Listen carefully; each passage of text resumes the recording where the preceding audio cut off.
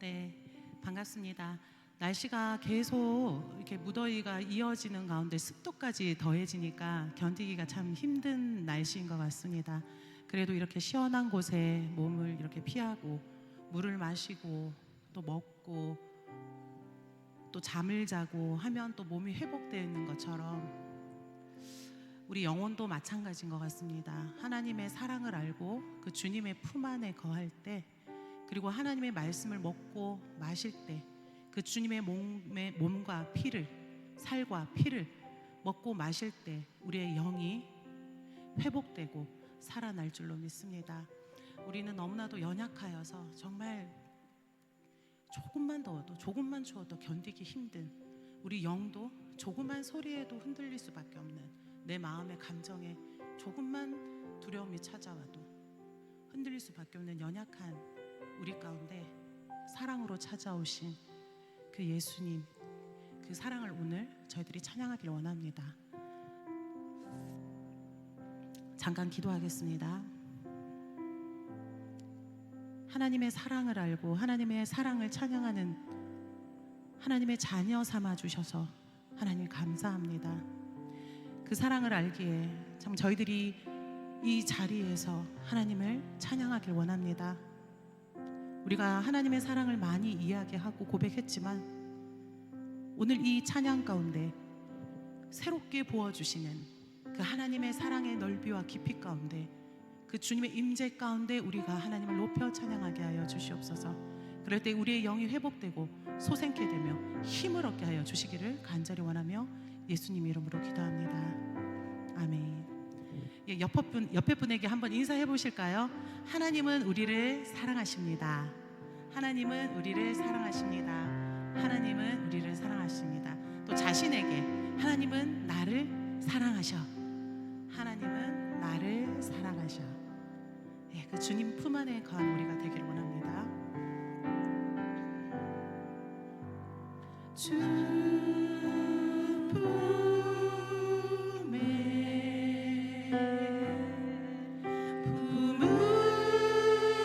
품으소서. 그 능력의 팔로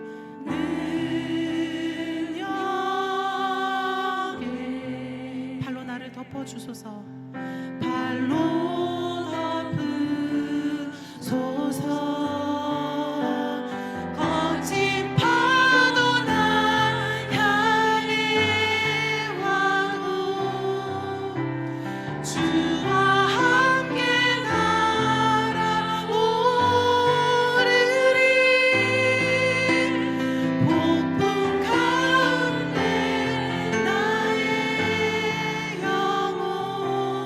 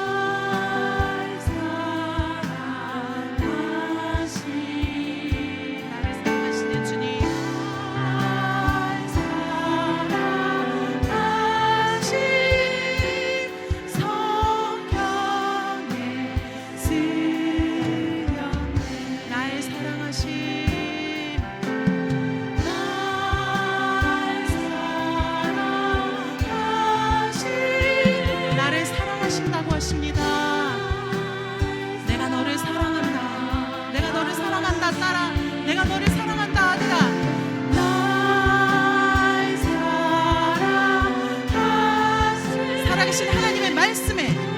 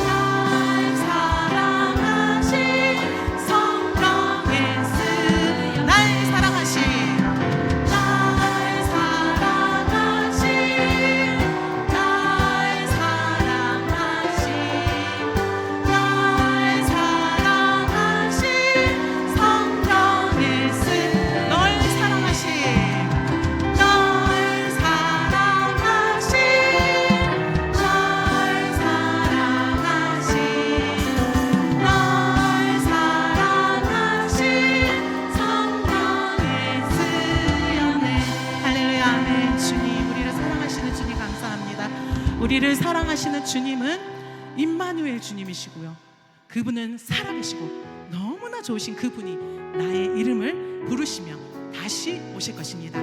그 주님을 찬양합시다.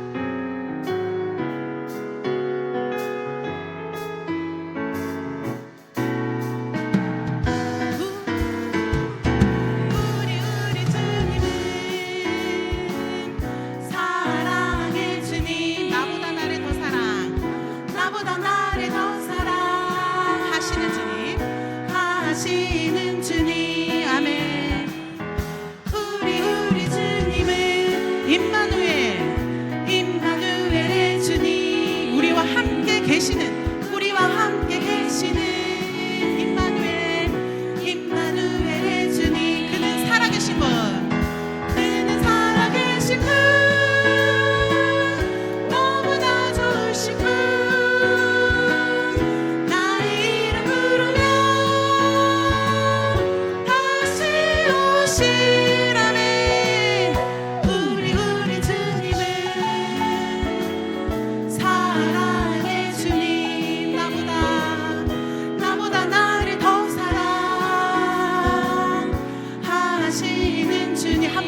우리 주님은 사랑의 주님, 나보다 나를 더 사랑하시는 주님. 우리 주님은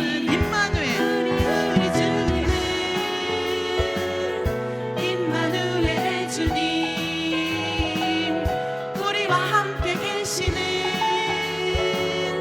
임마누엘의 주님. 그 주님은 살아계십니다. 그는 살아계신 분, 너무나 좋으신 분. 나의 이름 부르며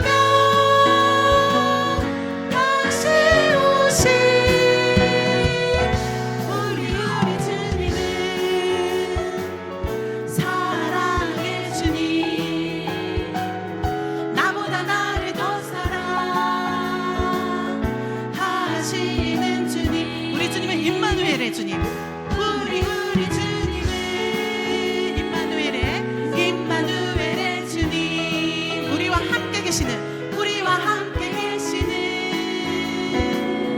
임마누엘의 주님. 그는 살아계신 분, 그는 살아계신 분, 너무나 좋으신 분. 나의 이름 부르면 다시 오시라네. 우리 주님은 사랑의 주님, 나보다 나를 더 사랑 아멘 하시는 주님. 우리 주님은, 우리 주님은 사랑의 주님, 사랑의 주님, 나보다 나를 더 사랑하시는 주님. 아멘. 주님 그렇습니다. 나보다 더 사랑하시는 주님, 그 주님의 사랑 더 알기를 원합니다. 나의 사랑, 나의 생명 대신 나를 사랑하신다는 이 예수님 앞에 우리도 주님 부족하지만, 연약하지만 있는 모습 그대로 주님 사랑합니다라고 고백하기를 원합니다. 나의 사랑, 나의 생명. 나의 사랑, 나의 생명, 나의 예수님. 영원토록 정성 다해, 영원토록 정성 다해 사랑합니다.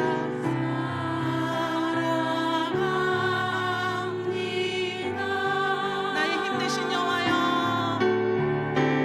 나의 힘 되신 여호와여, 내가 사랑합니다. 영원토록 정성 다해 사랑합니다.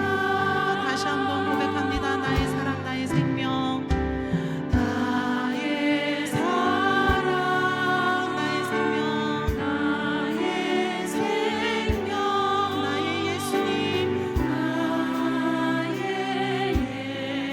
예수님. 영원토록 정성 다해, 영원토록 정성 다해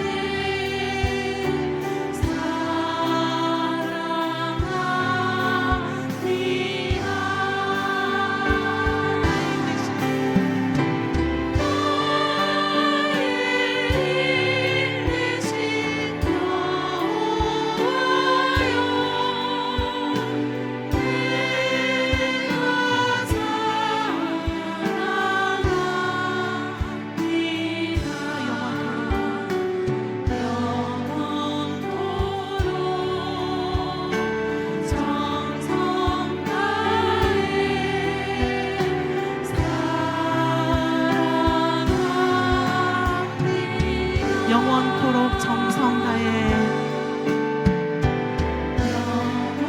영원토록 정성 다해 사랑합니다. 한 번 더 고백합니다. 영원토록 정성 다해, 영원토록 정성 다해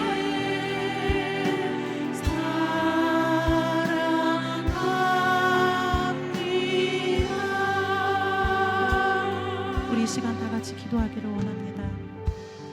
우리를 얼마나 사랑하셨던지 하늘 보좌 버리고 이 땅에 오셔서 물과 피를 다 쏟으시고 하나님과의 관계에 끊어지는 그 고통 가운데 십자가를 지신 예수님, 주님, 저희들이 평생 다 알아도 그 사랑 알지 못합니다. 주여, 이 시간 그 사랑의 깊이와 넓이를 우리 가운데 부어 주시옵소서. 주님, 그 사랑 때문에 저희들이 모든 것을 이겨내고도 남음이 있을 만큼 정말 그 사랑이 우리 마음 가운데 주님 넉넉하게 부어지게 하여 주시옵소서. 이 시간 주님의 사랑을 우리 마음 가운데 부어달라고, 주님의 사랑이 어떤 사랑인지 그 넓이와 깊이를 알게 해달라고 주님의 이름 한번 부르고 기도하며 나아가겠습니다. 주여,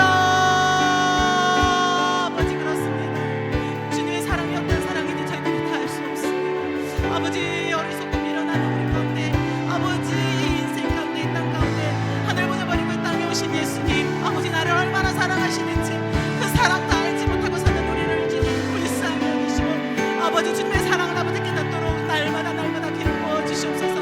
아버지 그 사랑과 깊이의 넓이와 아버지 그 사랑이 어떠함인지 아버지 저희들 날마다 알때 아버지 저희들의 모든 문제들을 나가게 하시고 저희들의 삶의 힘이 되며 나의 생명이라고 고백하며 정성 다해 하나님을 사랑한다, 영원토록 정성 다해 예수님을 사랑한다고 고백하며 아버지 살아가는 우리 인생 되게 하여 주시옵소서. 아버지 그 사랑을 날마다 고백하는 아버지 사랑의 아버지 산소 제가 될 수 있는 그 찬양이 제가 될 수 있는 은혜를 더하여 주시옵소서. 주님, 우리의 사랑의 노래와 그 찬양이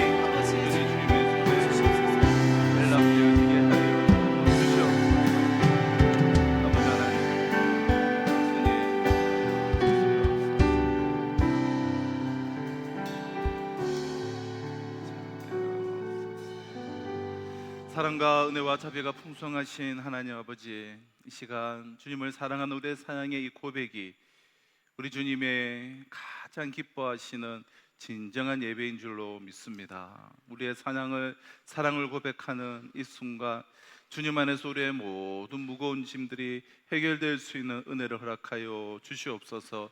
무더위 가운데 우리 성도들 그 신앙을 지켜 주시옵소서. 육신의 피곤함과 함께 영적인 침체를 경험하지 않도록 시시때때로 주의 생명의 말씀 앞으로 나와서 말씀과 기도로 회복되어질 수 있도록 역사하여 주시고 은혜 내려 주시옵소서. 또 휴가 중인 우리 성도들 어느 곳에 있든지 정말 주님 앞에 나오는 복된 심령들 될 수 있도록 축복하여 주시옵시고 오늘 이 3일 수요 공동체 예배 가운데 은혜를 내려주시고 말씀하여 주시옵기를 소원하며 예수님의 이름으로 기도합나이다. 아멘. 오늘 함께 나눈 하나님의 말씀은 우리 요수아 10장 1절로 5절 말씀입니다. 구약 성경 334면에 있는 요수아 10장 1절로 5절 말씀, 요수아 10장 1절로 5절 말씀을 저와 함께 우리 교독해서 읽도록 하겠습니다. 구약 성경 334면입니다. 요수아서 10장 1절로 5절 말씀입니다. 요수아 10장 1절 5절 말씀입니다. 그때에 요수아가 아이를 빼앗아 진멸하되 여리고와 그 왕에게 행한 것 같이 아이와 그 왕에게 행한 것과 또 기브온 주민이 이스라엘과 화친하여 그 중에 있다함을 예루살렘 왕 아도니세덱이 듣고 크게 두려워하였으니 이는 기브온은 왕도와 같은 큰 성읍이요 아이보다 크고 그 사람들은 다 강함이라. 예루살렘 왕 아도니세덱이 헤브론 왕 호함과 야르뭇 왕 비람과 라기스 왕 야비아와 에글론 왕 드빌에게 보내어 이르되 내게로 올라와 나를 도우라. 우리가 기브온을 치자. 이는 기브온이 요수아와 이스라엘 자손과 더불어 화친하였음이니라 하매. 함께 했습니다. 아무리 족속의 5 왕들 곧 예루살렘 왕과 헤브론 왕과 야르뭇 왕과 라기스 왕과 에글론 왕이 함께 모여 자기들의 모든 군대를 거느리고 올라와 기브온에 대진하고 싸우니라. 아멘. 자, 오늘 우리가 읽었던 이 말씀 중심으로 실세를 상대하기, 실세를 상대하자, 이런 제목으로 말씀을 좀 나누도록 하겠습니다. 그럼 실세하면 이제 무엇이 생각이 납니까? 정권의 실세다. 지금 이 정권에 새로 출범한 정권의 실세가 누구냐? 대통령을 뒤에서 영향력을 끼치는 실세를 누구냐? 그러니까 실세를 파악하고 그 실세에게 뭐 줄을 대고 뭐 그런 일들이 일어나죠. 그러니까 공식적인 직책은 없지만 이 정권의 실세다. 이때는 좀 부정적인 의미로 사용되는 이 정권 실세가, 우리가 실세하면 가장 먼저 이렇게 언뜻 떠오릅니다. 그러다 보니까 어떤 정부에서는 우리 정부에는 실세가 없다. 네. 이제 그런 이제 표현들을 하기도 하죠. 이처럼 실세라는 말이 우리가 좀 부정적으로 좀 많이 사용이 지금 되어지고 있기 때문에 항상 이 부정과 부패 뒤에는 이 권력형 실세라는 이런 말들이 이제 따라붙고, 우리가 그래서 실세 이렇게 하면 좀 안 좋은 느낌을 가지고 있어요. 실세라고 하면 이제 부정적인 느낌을 먼저 갖게 됩니다. 하지만 실세라고 하는 것은 실제의 세력, 실제의 세력이라는 아주 중요한 이제 의미입니다. 그래서 원 의미 자체는 나쁜 의미가 아니에요. 실제 세력이 중요한 것 아니겠습니까? 그러니까 허세였으면 안 되죠.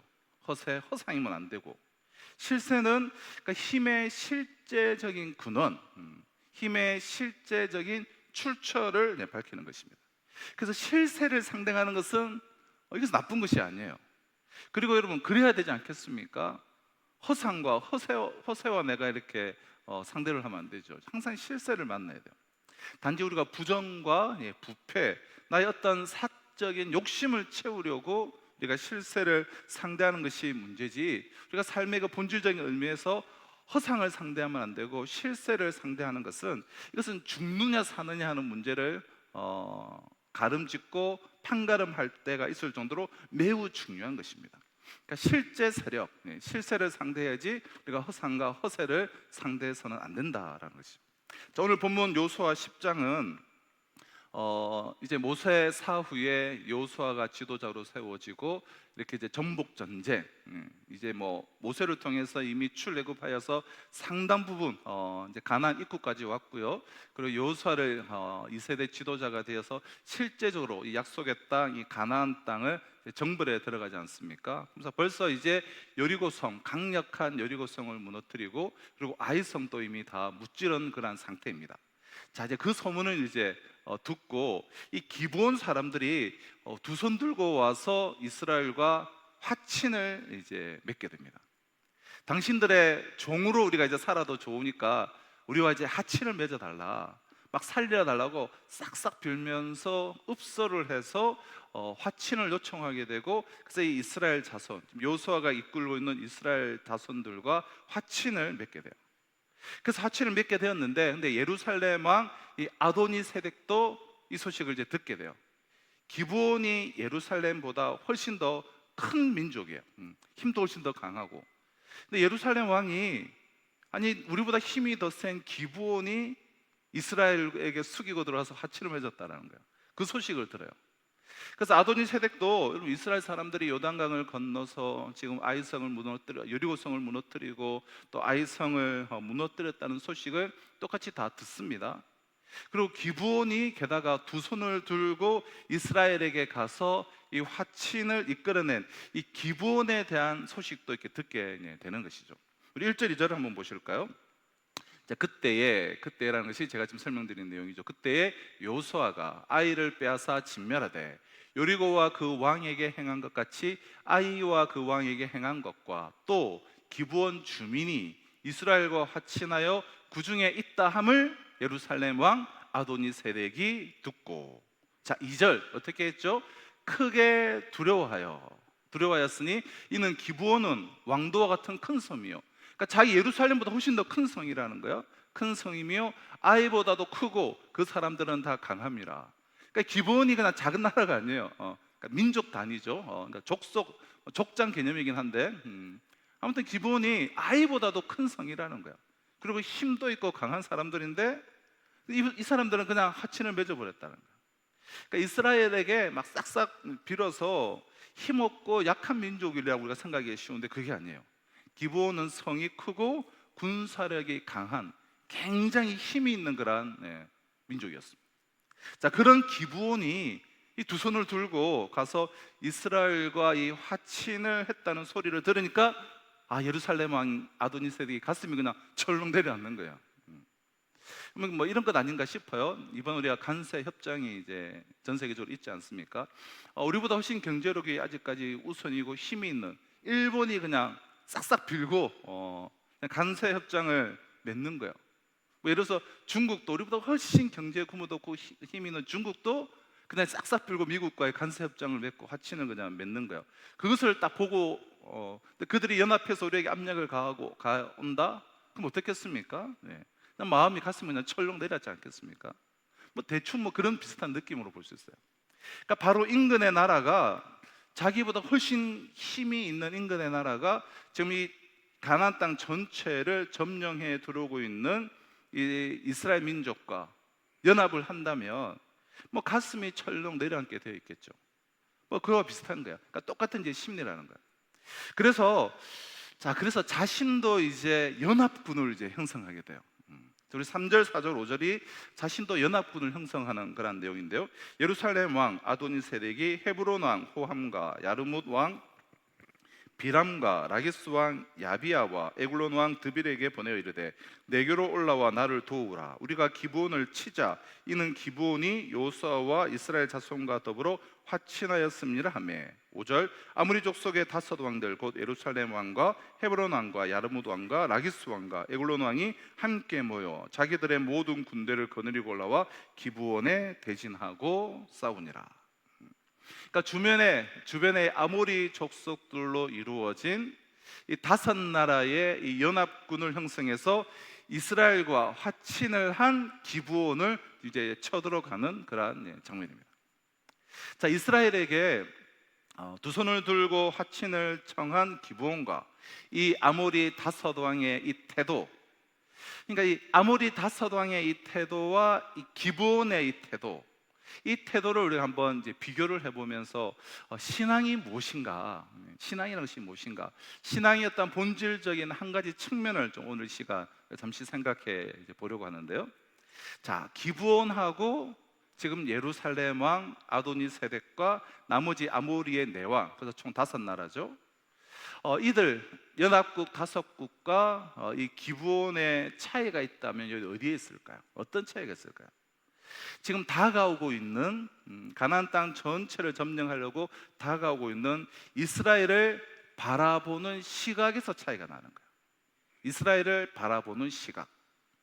자, 지금 아도니세덱은 뭐라고 하고 있는가? 1절을 한번 다시 보면 그때의 요수아가 아이를 빼앗아 진멸하되 여리고와 그 왕에게 행한 것 같이 아이와 그 왕에게 행한 것과 또 기브온 주민이 이스라엘과 화친하여 그 중에 있다 함을 예루살렘 왕 아도니세덱이 듣고, 자, 이렇게 이야기해요. 그때의 요수아가. 자, 히브리어 원어로 그대로 이제 풀어서 설명한 것을 한번 읽어보면 더 명확한데요. 그러니까 히브리어 어순 그대로 표현하면 이렇게 되어 있어요. 요수아가 아이를 빼앗고 진멸하고 여리고와 아이 왕에게 요수아가 행한 것을 아도니세덱이 듣고, 이렇게 되어 있어요. 요수아가 아이를 빼앗았다. 요수아가 행했다. 자, 그런데 아도니세덱은 그렇게 지금 이스라엘 민족을 바라보고 있는 거예요. 자, 그런데 기본 사람들은 요수아 9장을 보면 9절과 10절을 보면 이렇게 나와 있습니다. 9절과 10절 한번 띄워주시면 앞에 한번 보실까요? 그들이 요수아에게 대답하되 종들은 당신의 하나님 여호와의 이름으로 말미암아 심히 먼 나라에서 왔사오니 이는 우리가 당신의 하나님 여호와 즉 그의 소문과 그가 애굽에서 행하신 모든 일을 들으며, 좀 중략에서 뒤에 시온과 10절 띄워주세요. 시온과 아스다롯에 있는 바사낭 왕에게 행하신 모든 일을 들었음이니라. 당신의 하나님 여호와의 이름으로 말미암아 그의 소문과 그가 애굽에서 행한 일들을 우리가 듣고 왔다는 거예요. 누가 했는가? 여호와 하나님이. 당신의 여호와 하나님께서 했다라는 것을 들었다는 거예요. 그러니까 그의 소문과 그가 애굽에서 행한 모든 일들.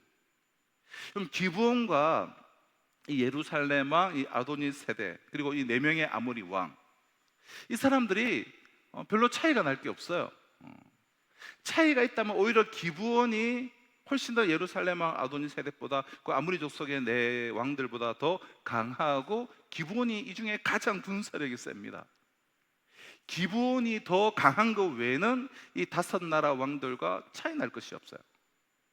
같은 가나안 땅에서 지금 같이 다른 여러 민족으로 같이 살고 있고, 또 같이 보고 있고, 또 같이 소문을 다 듣고 있습니다. 그런데 기브온은 이스라엘에 대한 이야기를 들었을 때에 이스라엘의 하나님을 봐요. 이스라엘의 하나님.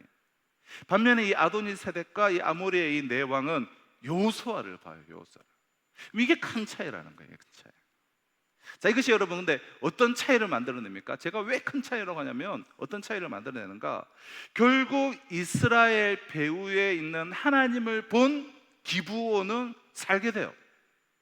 진멸당하지 않습니다. 살게 돼요. 그런데 여호수아가 이끈다고 본 이 아모리의 다섯 왕이 다스리는 모든 지역은 다 초토화되어 버리고 맙니다. 이게 하렘 전쟁이잖아요. 진멸시켜 버리는 전쟁. 그래서 다 초토화되어져 버리고 말아요. 다 멸망해 버리고 말아요. 어떻게 보면 별것 아닌 것 같은 차이지만, 그냥 여호와 하나님을 보느냐, 아니면 현재 그 현장에서 지도하고 있는 여호수아를 봤느냐, 뭐 크게 다를 바가 없는 차이인 것 같지만 결과는 엄청난 결과라는 차이를 낳았다는 거예요. 지금 이스라엘의 실세가 누구냐라는 거예요. 지금 이스라엘의 실세가 누굽니까? 하나님, 여호와 하나님이세요. 여호수아가 아니에요. 여호와 하나님이세요. 여호수아는 실세이신 하나님의 그 명령만을 듣고 있는 자예요.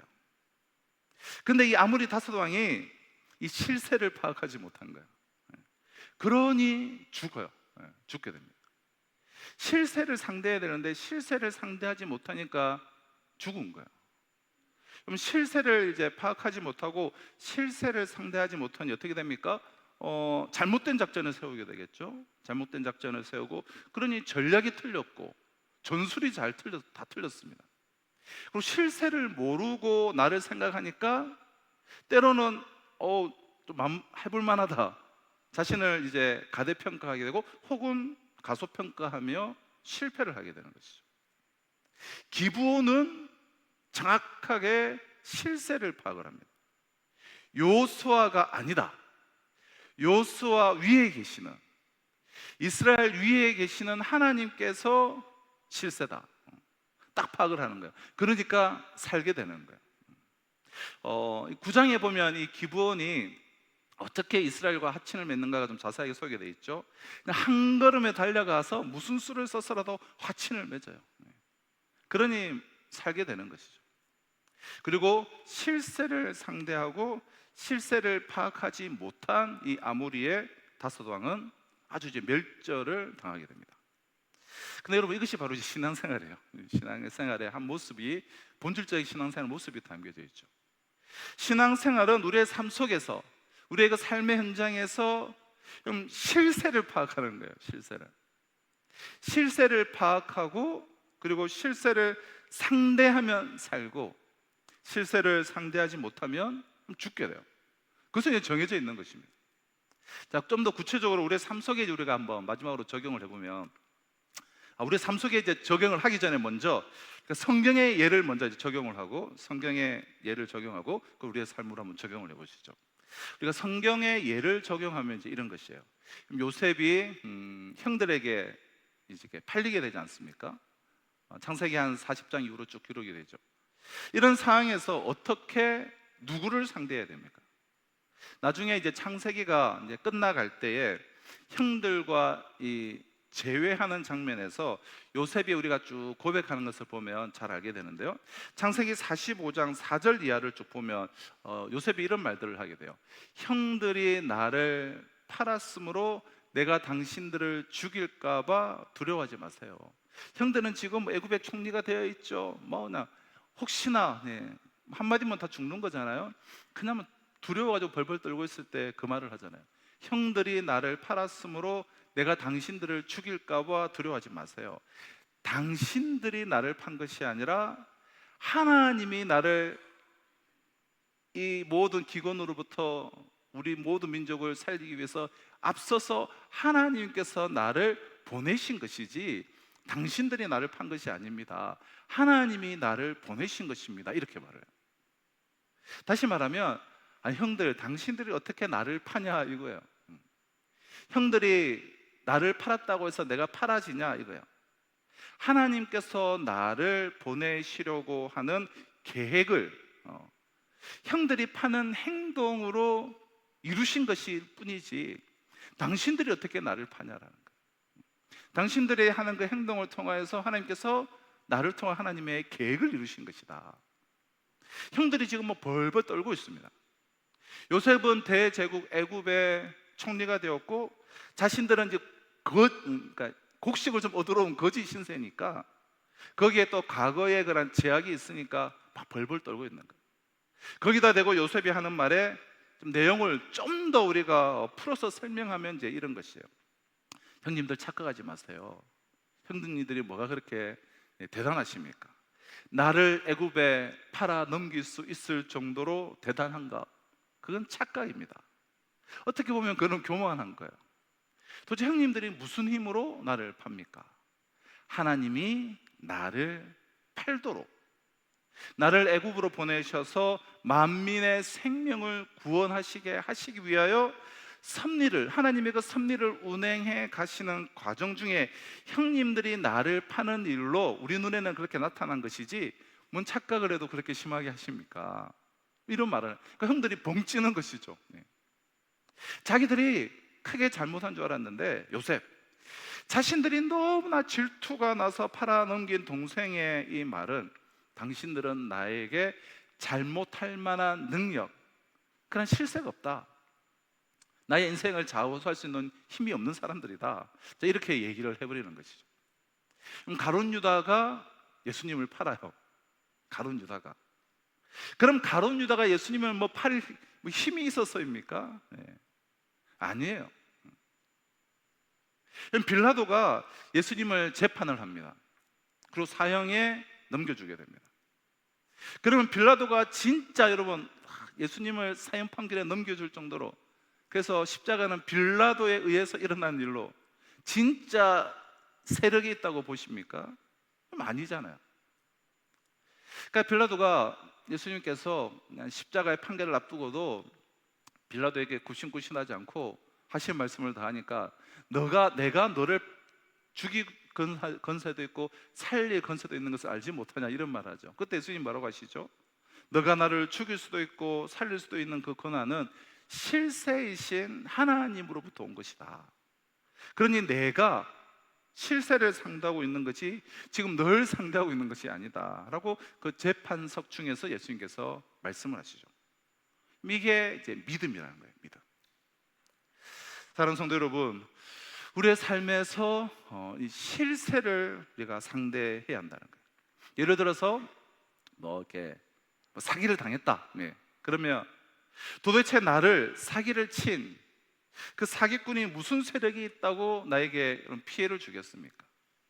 그러니까 사기꾼이 내 인생을 어떻게 망가뜨릴 수 있다고 여러분 그렇게 믿는 것입니까? 그럼 내가 사기에 당했다고 해서 나를 사기친 그 사람에 대해서 그가 나를 이렇게 만들었다, 그가 나를 손해보게 했다, 내 인생을 망치려고 했다, 그럼 그렇게 막 미움을 가지고 원망을 가지고 막 그러실 것이냐? 그 사람이 여러분 우리를 건드릴 힘이 있다고 생각하십니까? 그렇게 생각한다면 그것은 믿음이 없는 것이죠. 이렇게 생각하는 게 여러분 믿음이라는 거예요. 도대체 그 사기꾼이 무슨 실제 힘이 있다고 나에게 피해를 주겠느냐? 지금 나에게 돈이 지금 떨어져 나가는 것이 뭔가 실세이신 하나님이 보실 때 필요하니까, 혹은 내가 물질 관리를 잘했나? 내가 허투루 지금 물질 관리를 하고 있지는 않는가?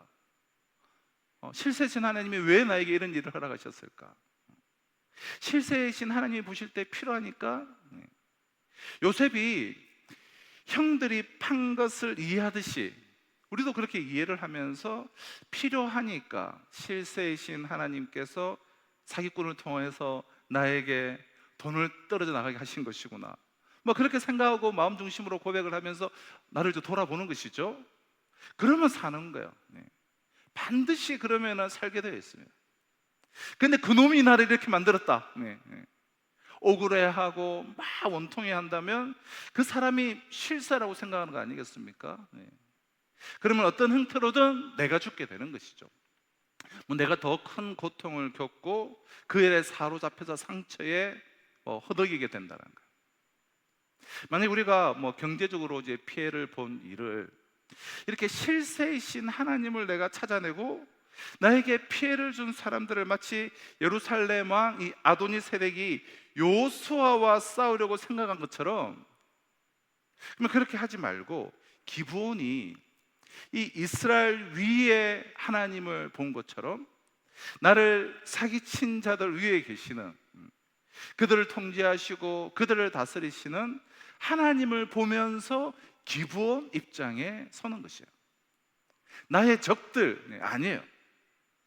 그들이 무슨 힘이 있다고 우리를 사기치고 내 인생을 무너뜨릴 수가 있겠습니까?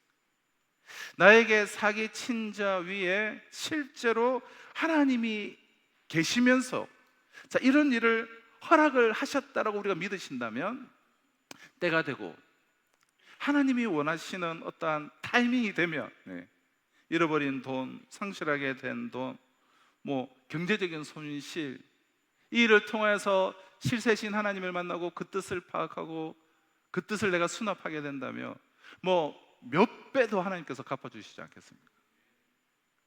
그럼 나를 막 이렇게 막 괴롭히고 막 힘들게 하는 사람이 혹 있습니까? 그러나 그런 사람이 생길 때마다 여러분 이렇게 이해를 하는 거예요. 그러니까 실세를 상대하는 거예요. 그럼 그 사람이 사실 뭐겠습니까?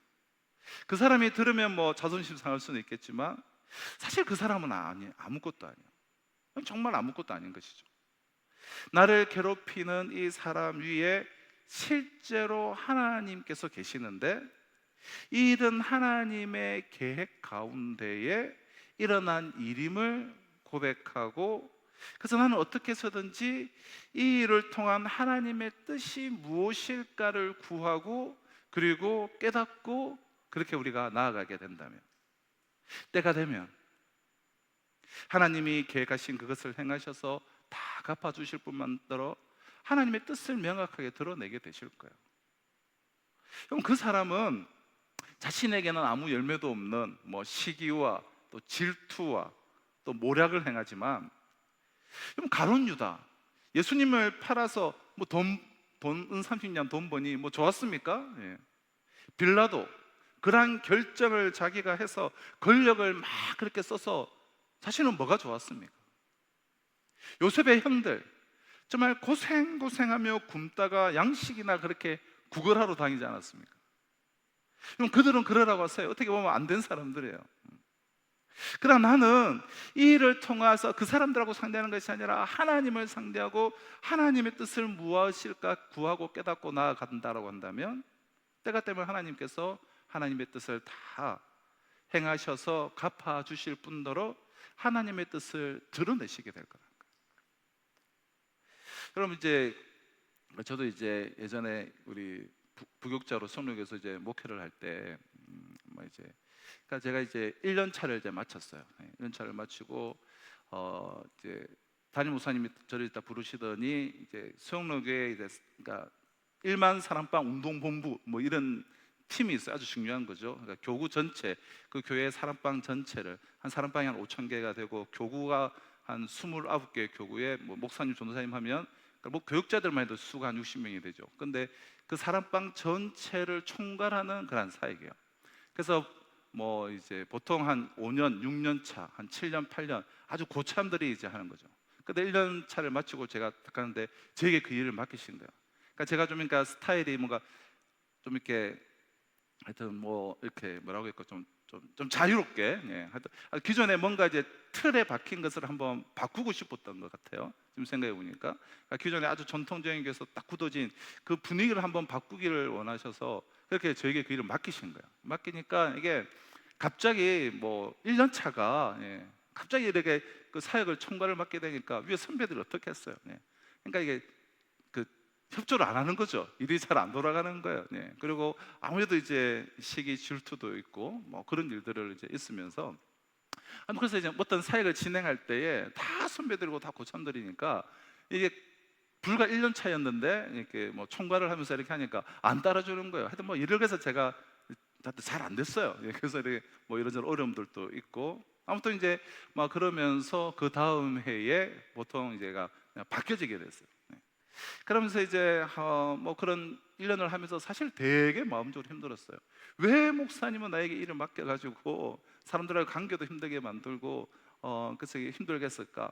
근데 그 사람들이 협조를 안 하고 이렇게 저렇게 할 때에 계속해서 사람에 대한 미움을 가지고 있으면 제가 아무것도 안 되겠더라고요. 그러니까 너무 고통스럽고 힘들어서 그때 하나님은 나에게 왜 이를 겪게 하셨을까? 예.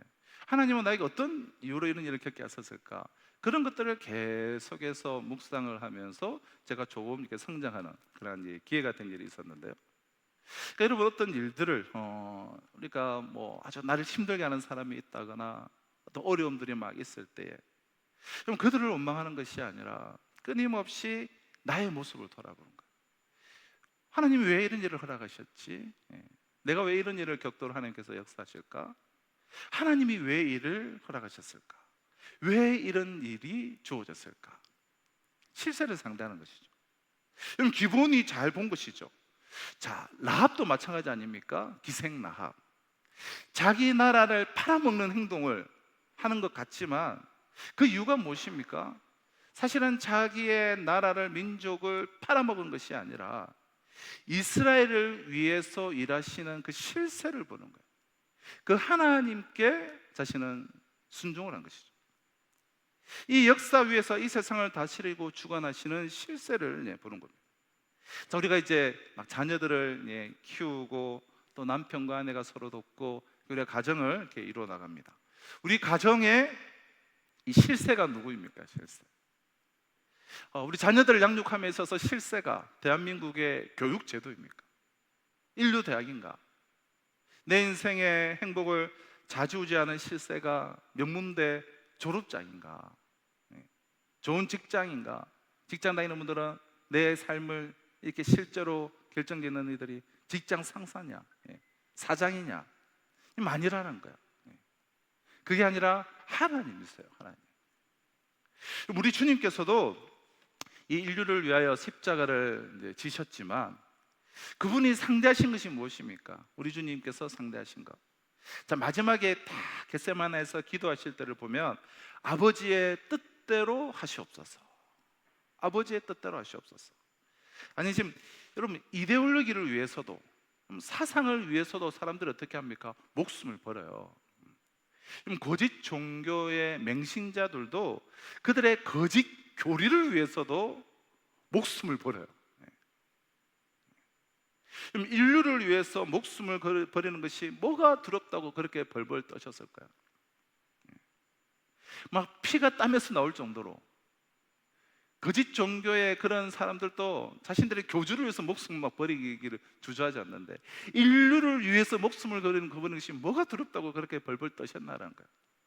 그럼 십자가의 고통이 두려워서일까요?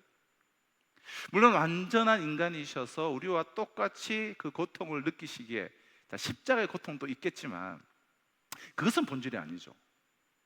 주님이 보신 것은 당신 자신이 완전한 한 인간으로서 인간적으로 그리고 개인적으로 보신 것은 인류의 구원이 아니라 하나님의 뜻을 보신 거예요. 하나님의 뜻, 아버지의 뜻대로 되기를 원하나이다. 이것을 위해서 그렇게 간절히 기도하신 거예요. 하나님 아버지의 뜻, 아버지의 뜻을 아셨기 때문에 이렇게 말씀하셨습니다. 하나님이 세상을 이처럼 사랑하사 독생자를 주셨으니 이는 저를 믿는 자마다 멸망치 않고 영생을 얻게 하려 하십니다. 아버지의 뜻을 말씀하시는 거예요. 아버지의 뜻. 내가 이 땅에 왔다, 인류를 구원하기 위해서, 이렇게 말씀하시지 않고 아버지가 독생자를 보내셨다, 보냈으니 왔다라는 거예요. 내가 이렇게 보다가 인류가 막 망할 것 같아서 인류를 구원하기 위해서 왔다, 이러신 것이 아니에요. 주님이 상대하신 분은 아버지 한 분이셨어요. 아버지 한 분. 근데 아버지가 주님을 통해서 세상을 구원하신 것이죠. 그러니까 실세는 하나님이심을 우리 주님도 고백하셨다는 거예요. 삼위가 동등하시지만 역할 면에 있어서 우리 주님께서도 실세이신 하나님을 고백하셨다는 거예요. 우리도 마찬가지입니다. 우리가 상대할 것은 이 나라의 교육 제도 안에서 경쟁에서 이기고 톱 클래스에 들고 그런 것도 아니고, 사업을 잘해서 내가 누구보다도 돈을 많이 버는 것도 아니고, 나를 막 망하게 하려고 하는 적들을 상대할 것도 아니고, 이 천지 만물을 지으시고 우리의 생사화복을 주관하시고 다스리시고, 공중의 새 한 마리도 들의 꽃 한 포기도 다 주관하시는, 하물며 우리의 모든 인생 생사화복을 다스리고 주관하시는 우리의 아버지, 나의 아버지 되시는 하나님만을 나는 상대를 하는 거예요. 구체적으로 그럼 상대하는 방법이 뭐죠? 구체적으로 하나님, 실세신 하나님만을 상대하는 방법. 그럼 제가 이제 성록의 부교육자로 살아가면서 좋은 경험을 한 것 중에 하나가 이 인사, 목사로 제가 계속 있으면서 이 인사에 대한 이 30대, 40대, 50대, 60대 이 직장인들의 그 애환을 제가 경험할 일이 없지 않습니까? 그런데 그 인사가 거의 직장하고 똑같아요. 큰 교회들은. 왜냐하면 중요한 일들이 있고, 근데 중요한 일, 어떤 일을 막냐에 따라서 이건 하늘과 땅 차이가 되는 거거든요. 그래서 그 인사가 정말 관심이고 정말 이게 그래요. 그래서 저는 그 직장인들의 그 인사에 대한 그 마음을 제가 좀 경험할 수 있는 것이 좋은 훈련이었다 생각을 하는데, 그럼 이제 인사철이면 결과가 이제 발표가 되지 않습니까? 이번에는 정말 꼭 승진을 해야 돼. 근데 예를 들어서 또 미끄러져 버렸어. 그럼 그 결과를 받아들고 또 그 결과를 받아든 상태에서 실세이신 하나님에게 묻는 거야. 하나님, 이게 무슨 의미입니까? 그렇게 되면 그분은 살게 돼요. 근데 그 부창이 밀어주지 않아서 내가 라인을 잘못 타서 승진하지 못한 것은 아닌가, 그 사람 때문이다 하면 이 사람도 믿고 저 사람도 믿고, 그러면 그 사람은 죽게 돼요. 억울해서 죽고 화가 나서 죽고 원망해서 죽게 되고, 승진하기 위해서는 로비를 해야 된다, 접대를 해야 된다. 그래서 막 이 눈치 보고 저 눈치 보고 난리를 치고. 믿음의 사람들은 그러면 안 된다는 거예요. 그 사람들이 실세고 나의 생사권을 그 사람들이 쥐고 있고 인사권을 쥐고 있고, 그럼 그렇지 않습니다. 그럼 그렇게 생각한다면 그것은 믿음이 아니죠. 자, 사기를 당하고 요셉처럼 형들에게 배반을 당할지라도 우리가 볼 것은, 형들은 그냥 품어야 될 대상들이지 형들은 무시해버리는 거예요. 요셉의 경우에 형들은 실세가 아니에요. 사기꾼들은 실세가 아닙니다. 내게 사업 자금을 대출해 줄 것이냐 말 것이냐를 결정하는 지점장은 내 인생의, 내 사업의 실세가 아니에요. 그분이 대출을 결정해 주지 않는다면 실세이신 하나님께서 안 하시는 것이지 그분이 안 하는 게 아니라는 거예요. 만약 회사 사장이 나를 나가라 했다, 그랬어도 그럼 사장이 실세가 아니에요. 하나님이 나가라고 그러신 거예요. 어떤 삶으로 내 삶을 이끄실 줄은 모르겠지만 아무튼 하나님이 나가라고 하신 거예요. 이 세상에서 내가 직장을 못 얻고 전전긍긍한다, 그러면 이 세상이 나를 그냥 그렇게 가로막고 있는 게 아니에요. 세상이 무슨 힘으로 우리를 가로막습니까? 나를 가로막아요. 내가 누군데?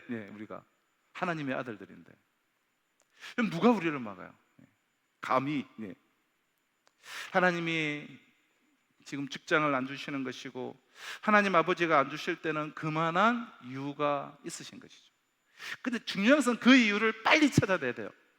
그런데 다른 데서 그 이유를 찾으려고 하면 되겠습니까? 실세이신 하나님 안에서 그 이유를 빨리 찾아내는 게 중요하죠. 그러니까 실세를 상대하라는 거예요.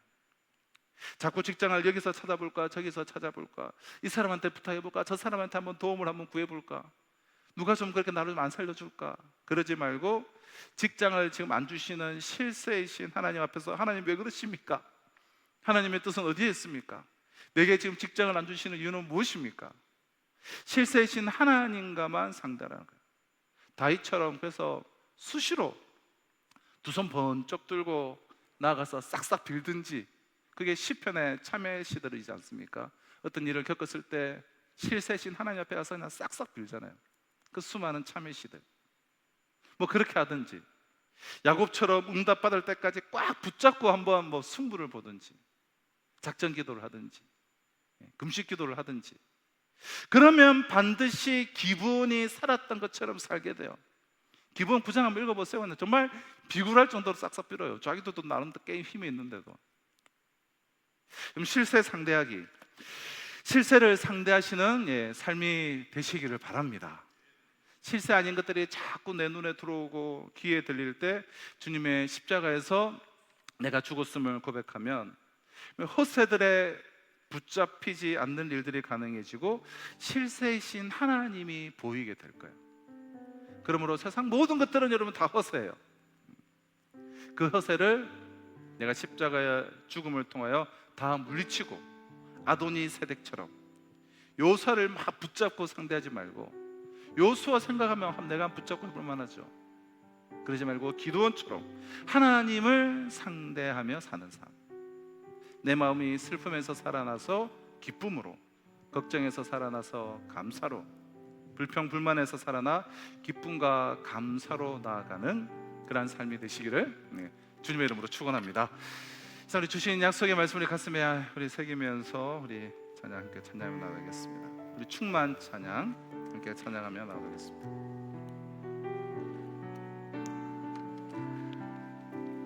무명이어도 공허하지 않은 것은 예수 안에 난 만족함이라.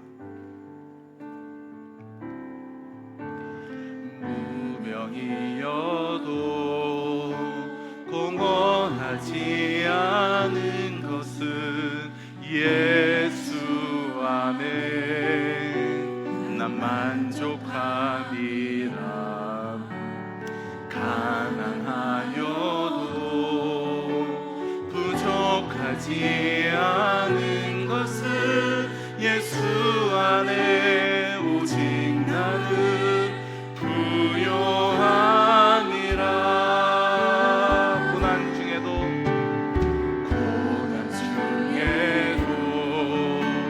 견뎌낼 수 있는 것은 주의 계획 믿기 때문이라.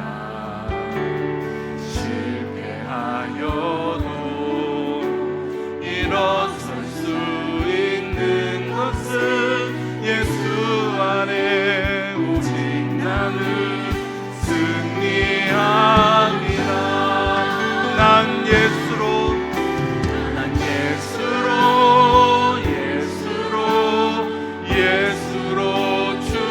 충만하네. 난 예수로 충만하네. 난 예수로 충만하네. 영원한 왕 내 안에 살아계. 난 예수로 충만하네. 난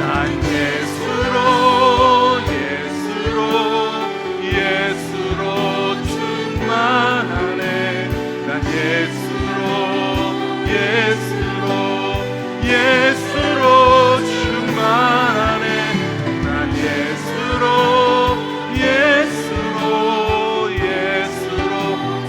충만하네.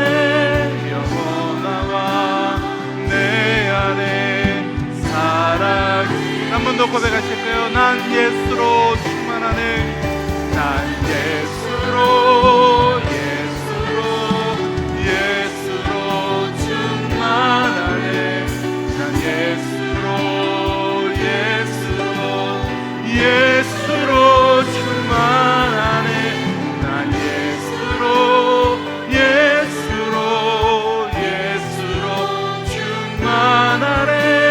영원한 왕 내 안에 살아계시네.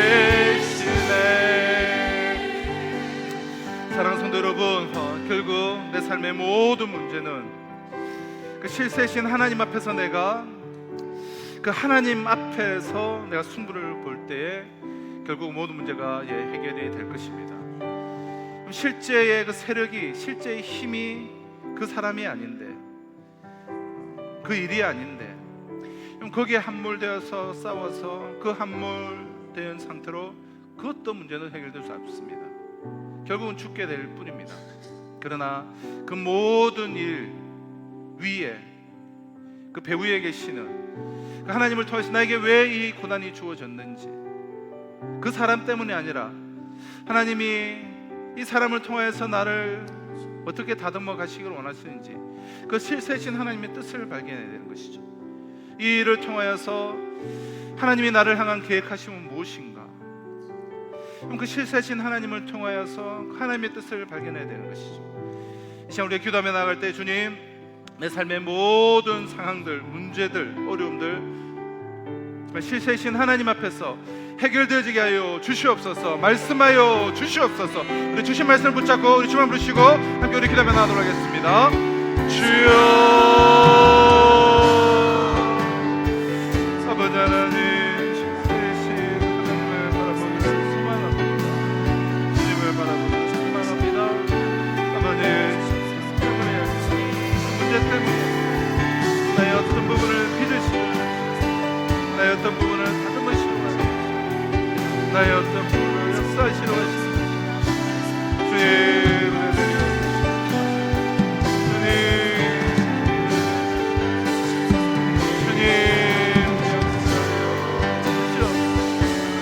하나님의 당신의 뜻을 행하여 주시옵소서. 하나님의 당신의 뜻을 쓰고 주시옵소서.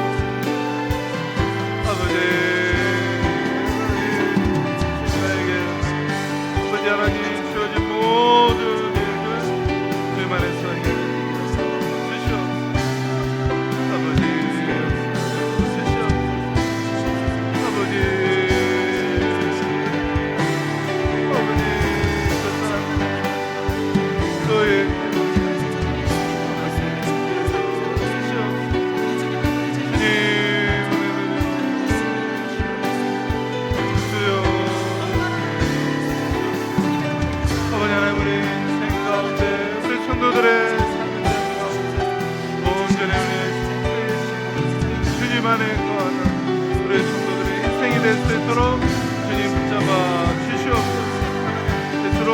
충만합니다라는 것이 우리의 고백되게 하여 나를 빚어가시고 나를 다듬어 가시고 나를 세워 가시는 그 은혜 가운데, 그 능력 가운데, 그 충만함 가운데, 그 역사 가운데 나아갈 수 있도록